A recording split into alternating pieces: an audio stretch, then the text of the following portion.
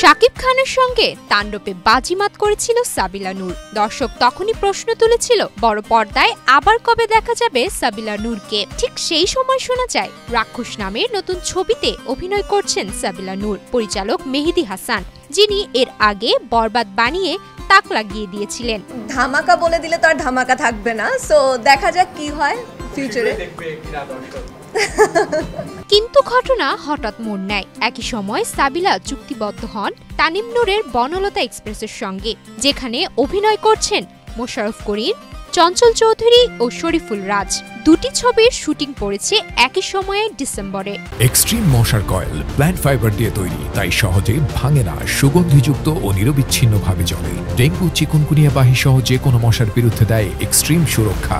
তাহলে কি দুটি ছবির শুটিংয়ে একসঙ্গে করবেন, নাকি যে কোনো একটিতে থাকবেন? ফলাফল, সাবিলা রাক্ষস থেকে সরে দাঁড়ালেন। সাবিলা নূর বলেন, দুটি ছবিতেই কাজ করার সুযোগ ছিল, কিন্তু একই সময়ে হলে মনোযোগ ধরে রাখা কঠিন। একটা চরিত্রে সম্পূর্ণ মন দিতে চেয়েছি। এদিকে পরিচালক মেহেদী হাসান জানালেন, সিয়াম আহমেদ রাক্ষসের চূড়ান্ত, তবে সাবিলার জায়গায় নতুন নায়িকা খোঁজা হচ্ছে। শুটিং এর আগে নাম ঘোষণা করা হবে। তাহলে কি রাক্ষস পাবে নতুন মুখ? সিয়ামের নায়িকা কে হচ্ছেন?